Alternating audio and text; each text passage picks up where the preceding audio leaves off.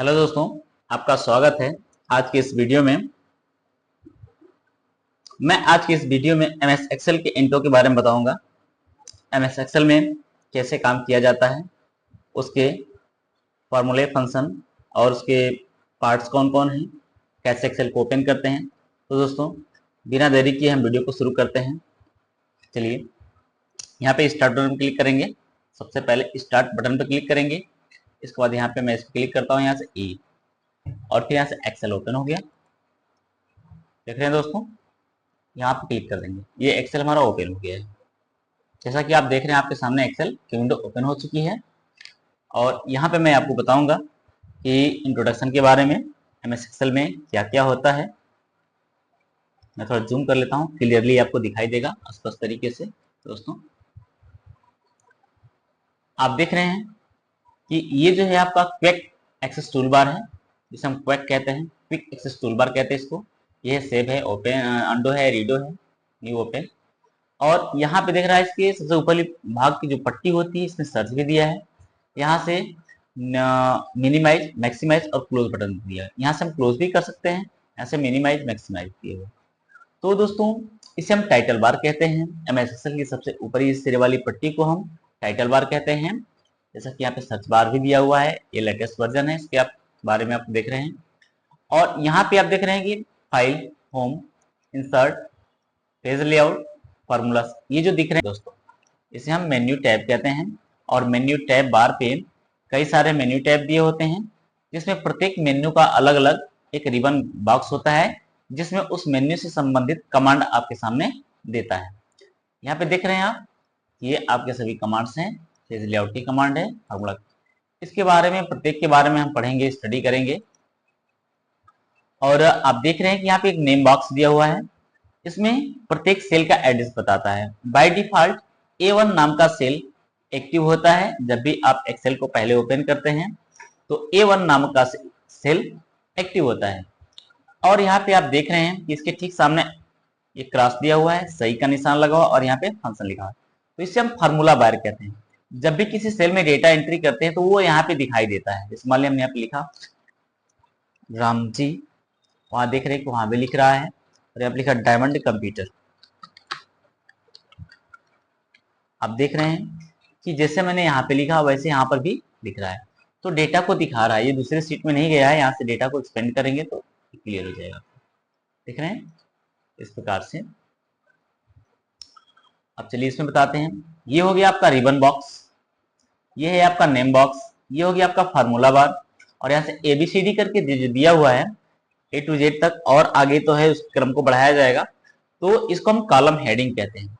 MS Excel में column heading बहुत important होती है। किसी भी कैलकुलेशन से डेटा रेफरेंस के लिए इसका इस्तेमाल किया जाता है।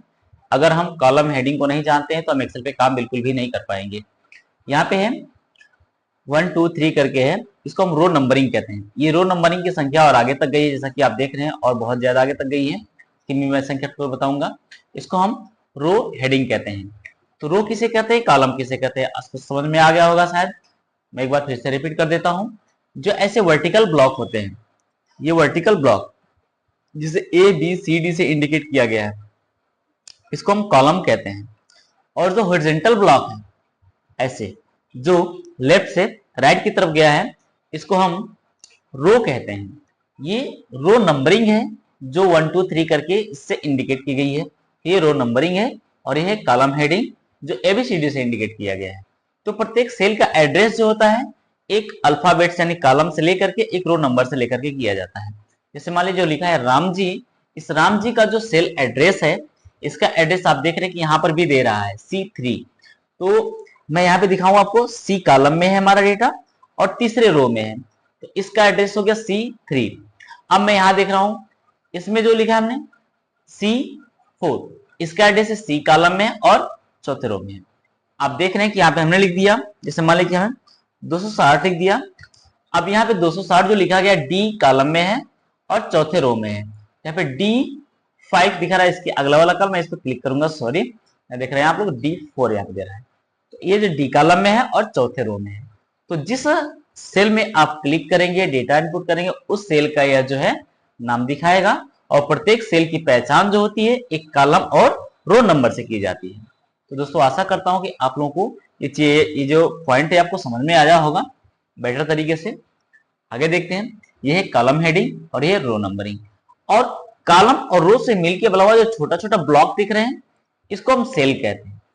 दोस्तों ध्यान दीजिएगा, किसी कॉलम या रो के इंटरसेक्शन से बना हुआ जो ब्लॉक है, जब कई अधिक संख्या में कॉलम और रो मिलते हैं तो अधिक संख्या में रो ब्लॉक बनते हैं। और एक अगर कॉलम और एक रो आपस में अगर इंडिकेट करते हैं, इंटरसेक्शन होता है, तो वहां पर एक सेल का निर्माण होता है, एक ब्लॉक का निर्माण होता है। तो इस ब्लॉक को हम सेल कहते हैं। दोस्तों ध्यान दीजिएगा, इस ब्लॉक को जो छोटा छोटा खाना ऐसे दिख रहा है इसे हम ब्लॉक कहते हैं, इस सेल कहते हैं। इस ब्लॉक को हम सेल कहते हैं। इसमें डेटा फीडिंग करनी है, इसी के हिसाब से हमें काम करना होता है। यहां पे देख रहे हैं आप, ये जो है वर्कशीट में ऊपर नीचे करके देखना है, तो इसको हम ऊपर नीचे करके देख सकते हैं। अब यहाँ क्लिक करेंगे तो यहाँ से ऊपर होगा, और यहां से क्लिक करें तो आपको नीचे होगा। अब नीचे में अधिक करना हो तो यहीं से क्लिक कर सकते हैं।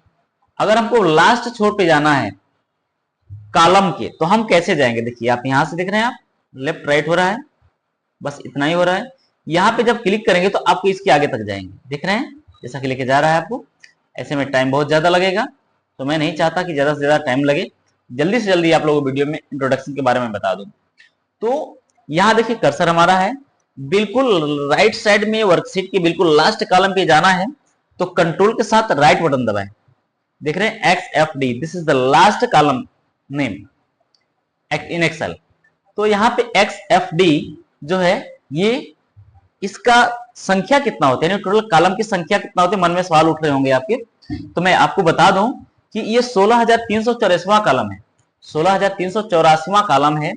अब ये सिद्ध करने के लिए हमें कैसे पता चलेगा कि ये 16,384वां है या नहीं है, ये स्पष्ट करना हो, तो इसके लिए हम लिखेंगे इक्वल COLUMN, कॉलम लिखेंगे, ब्रैकेट ओपन, सॉरी यहां देखिए, यहां पे क्लिक कर लेते हैं, ब्रैकेट ओपन और क्लोज करते हैं, ब्रैकेट ओपन और क्लोज, यहाँ पे एंटर बटन दबाते हैं।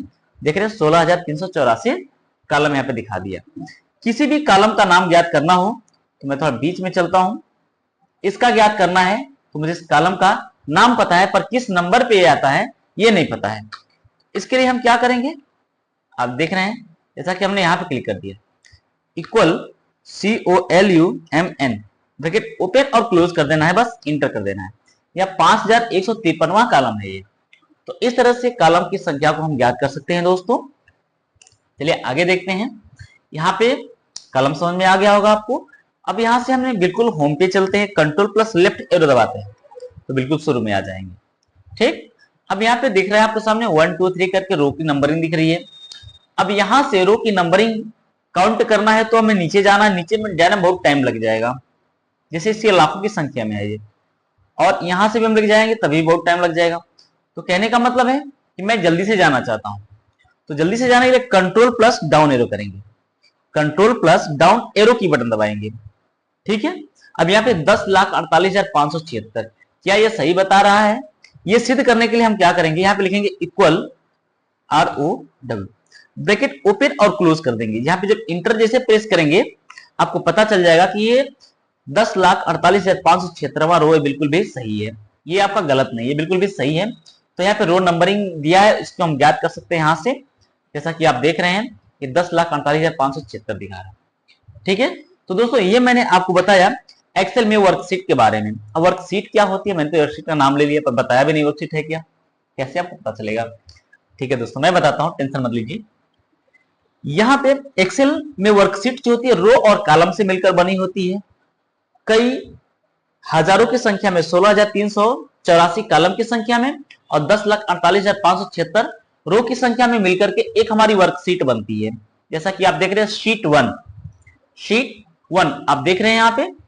अब ये जो शीट 1 है, आप ध्यान दीजिएगा कि 2010 के वर्जन में, 2016 के वर्जन में, 2013 के वर्जन में, 2007 के वर्जन में और 2003 के वर्जन में देखें बाय डिफॉल्ट यहाँ पे 3 सीट एक्टिव होती है। जैसे मान लिया एक सीट और कर दिया, एक सीट और कर दिया, इस प्रकार से 3 सीटें एक्टिव होती हैं। और इसमें कितनी सीटें थी? सिर्फ एक सीट थी, शीट 1। गौर कीजिएगा 2021 वाले वर्जन में शीट 1 एक दिखाती है और भी सीटें इंसर्ट कर सकते हैं आवश्यकता पड़ने पर।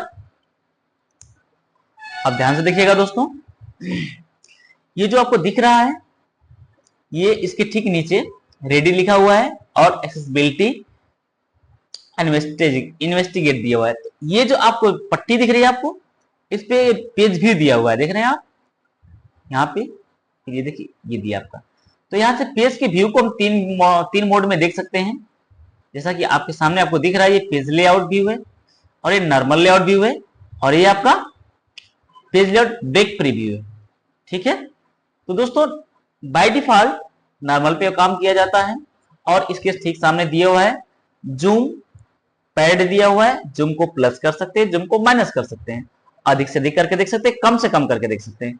तो मैक्सिमम जूम इसमें कितना हो सकता है, चलिए यहाँ पे करके देखते हैं। आगे लेके जाइए, 400 जूम, यानी अपने एक्सेल के वर्कशीट को मैक्सिमम जूम की अगर बात करें तो 400% की जूमिंग स्टेज करके हम अपने डेटा को देख सकते हैं।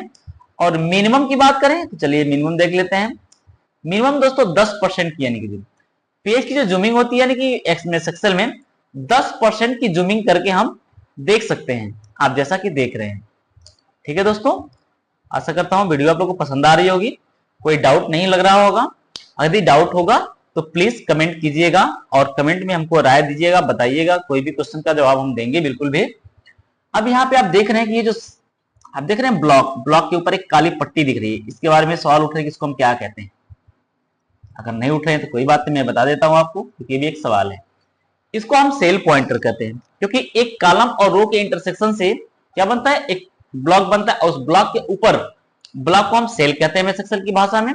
और यहाँ पे एमएस एक्सेल की वर्कशीट का सबसे छोटा पार्ट है ये सेल, और इस पे जो मूव कर रहा है ब्लैक कवर, जो हर एक सेल पे ब्लैक कवर बना दे रहा है, इसको हम सेल पॉइंटर कहते हैं। इसी सेल पॉइंटर के द्वारा किसी भी सेल को एक्टिव किया जाता है। जिस सेल में डेटा एंटर करना होता है उसी सेल में हमें डेटा एंट्री करना होता है, तो वो एक्टिव सेल कहा जाता है। जिस सेल में एंट्री करना है, इसमें लिखना है, इसमें हम लेकर के चले आएंगे। अब देखिए, मान ली मुझे इसमें लिखना है, इसमें बिल्कुल भी हम लिख सकते हैं। मान ली इसमें हमें लिखना है, एमपी लगा देते हैं एम्प्लॉय, यहाँ पे हम लगा देते हैं वर्कर, WORK ईयर। तो यहां से जिस सेल में डेटा एंट्री करना, उस सेल में हमें क्लिक करना पड़ेगा दोस्तों। अब इसके बारे में आप लोग जानते होंगे, ये टास्क बार है जो हमेशा एमएस एक्सेल में बॉटम टाइम पे रहता है। दोस्तों आशा करता हूँ वीडियो आपको पसंद आई होगी। और ये जो आपको दिख रहा है प्लस बड़ा सा है, इसका आकार बदलता रहता है स्थिति के अनुसार, इसको हम माउस पॉइंटर कहते हैं, इसे हम माउस पॉइंटर कहते हैं। तो दोस्तों आशा करता हूँ वीडियो आप लोगों को पसंद आई होगी, तो प्लीज वीडियो को लाइक, शेयर और चैनल को सब्सक्राइब कीजिएगा। अब एक्सेल का बैच स्टार्ट हो गया है, तो आपको इस पे दनादन वीडियो आएंगी, बेटर से बेटर वीडियो आएंगी। तो प्लीज चैनल से बने रहिएगा और वीडियो को देखते रहिएगा। मैं अब लाइव भी क्लासेस चलाऊंगा,